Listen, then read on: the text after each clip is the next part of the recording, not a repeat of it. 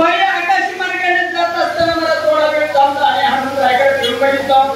फिरून बघून महाराज गगनांतरी मग पाहिले पाणी म्हणू लागले, हे बा हनुमंतराया, आज तो दिसणारा त्या ठिकाणी काळजी आहे. काळजी साधू नव्हा, मी साधू मानला तेव्हा माझ्या वचनात विश्वास ठेवा, काळजी आहे.